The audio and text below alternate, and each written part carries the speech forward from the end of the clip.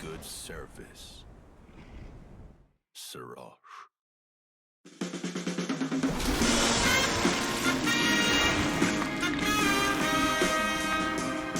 Alright everyone, welcome back to Honored Madman. I hope you're doing well. Today we've got a, hopefully shorter video. It could turn into a longer rant. But we're going to be talking about Serosh, the Beast Regent, today. By all accounts, a very mysterious character that we know very little about. So definitely someone that's very interesting to me and worth exploring a little bit, even if we only have what amounts to minimal information on him at best. But because of that, there's been a number of theories regarding who he is, his origins, and what he was like before being grafted to the first Elden Lord. So let's get the known information out of the way first, although I'll probably be filling in some of the blanks along the way with some classic speculation. Serosh is referred to as the Lord of the Beasts in the Beastclaw Greathammer awarded to us by Malekith if we give him enough death root. And from that we can assume that means he was the leader of the beasts before they were uplifted into the Beastmen by the two fingers of the Greater Will via the gift of opposable thumbs. Now, when the future goddess Marika encountered the barbarian of the Badlands, Godfrey, at the time known as Hoarlu, the two would marry and become partners in crime, and Godfrey would swear a vow to become the first Elden Lord. Upon taking the vow, he had the Beast Regent Serosh grafted onto him to help suppress his ceaseless lust for battle, while also inadvertently dooming some of his descendants to suffer from a horrific addiction to grafting. It starts with a Lion Lord just to calm you down, and it ends with replacing your leg with an Erdtree avatar's leg, and your hand for a dragon. But I'm getting off topic. In many ways, the Beast Regent was a representation of the tamed crucible that became the Erdtree, a savage and violent beast made civilized, so who better than to tame his human equivalent? It's almost like Serosh acts as a power dampener by digging his claws into Hoarlu's side, keeping him from operating at full power. Now, Godfrey did this so he could better conduct himself as a lord, and less like, well, for lack of a better word, a destroyer.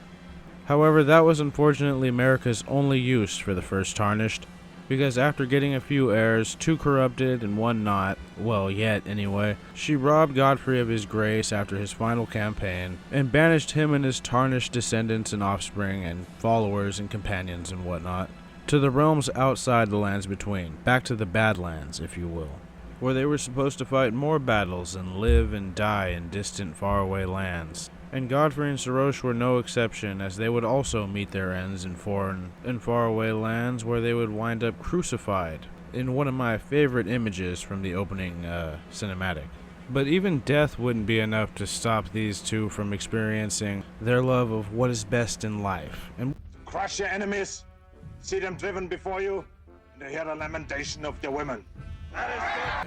Exactly. Now, after Marika put her schemes into action and wound up entrapped inside the Erdtree, the Tarnished would begin returning, and among them, their leader, Godfrey, and among him, his grafted attached partner, Serosh, the Beast Regent, where they would unfortunately meet their end once again at the hands of a nameless Tarnished. Now, that's pretty much everything we know about Serosh, at least like fact-based wise. You know, he served as a regent to Godfrey. He was probably the Lord of the Beasts before they became the Beast Men. Shit, I think a good example of what the Beasts looked like before they were uplifted and turned into Bloodborne-style Beast Men was maybe those caged, chained lions that were used during the Colosseum fights. Or at least one subtype of them, because I do believe that there is at least two species of beasts that were uplifted into beastmen, lion ones and wolf-type ones. We now see them in various places acting as guard dogs, but they look to be beasts who didn't get their 5 fingers and instead got omen horns. Perhaps they're even treated the same way as humans treat omens. That could be why we don't see any of them in Farum Azula. Maybe the Beastmen despise them for their, connection to the Crucible, because the Beastmen are essentially the lapdogs of the Golden Order, so anything the Golden Order says to hate, they hate. It's worth noting that the ones with omen horns, if those are actually supposed to be omen horns, are probably disconnected from the Erdtree in a similar way, meaning that when they die, their spirit essence or their energy does not return to the Erdtree, which is just like the Misbegotten, or as I already mentioned, the Omen. So they're probably just another side effect of the Erdtree trying to purge the shit that it doesn't want, and that stuff kind of coming back up regardless of what it wants.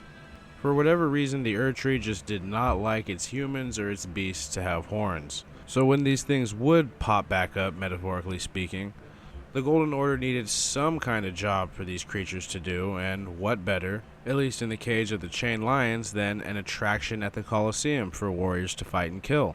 Pretty much any sign of the Crucible was treated like shit by the Erd Tree, except for, bizarrely enough, some of the Crucible Knights. Whatever the case though, their resemblance to Serosh himself is rather striking.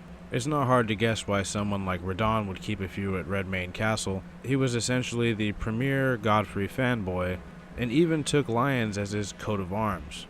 And if these unfortunate bastards are the lion omens, then I can imagine that the Redmane Misbegottens are the lion version of the Misbegotten, the equivalent. That would explain why they look so different from the other Misbegotten while still possessing some of the same features. They still got the scales and the weird lizard tails and these weird wing nubs, but they have a much more lion-like appearance.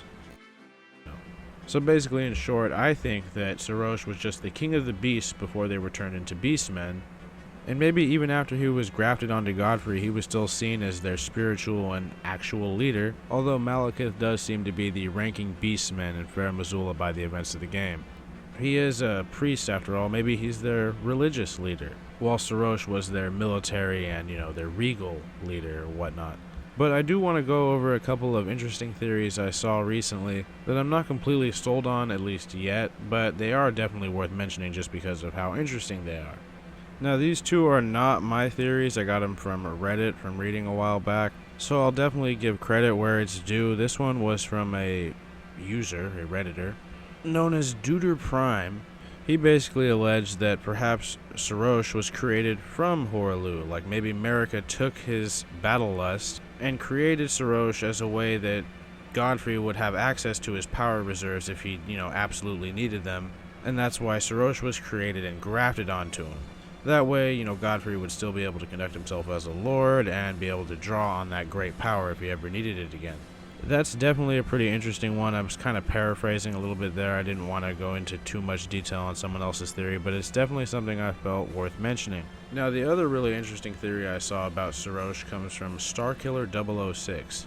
And they basically say, well, what if Serosh was one of Horaloo's epic boss battles, and that after he won, Marika grafted the unfortunate Lion Lord onto Godfrey as a way to quell his bloodlust? Now, I kind of wanted to expand on this one a little bit in my own way, and I was thinking that maybe Serosh, while he was just still a full-on beast and perhaps a companion of Marika, we do see that statue in Crumbling Fair Missoula with her and 3 wolves.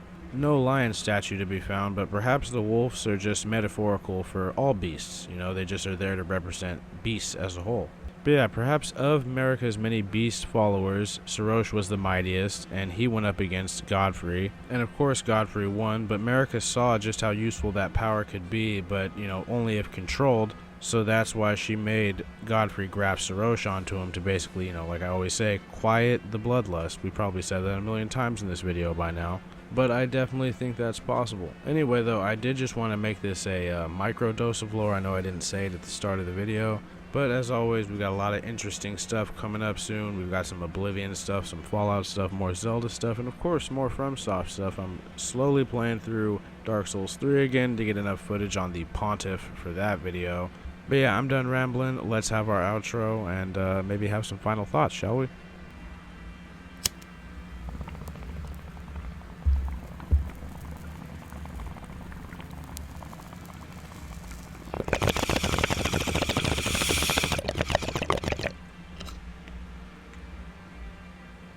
At the end of the day, there really just isn't very much info on Serosh. Hopefully, maybe we'll get a little bit in the DLC, but I think we're just as likely not to.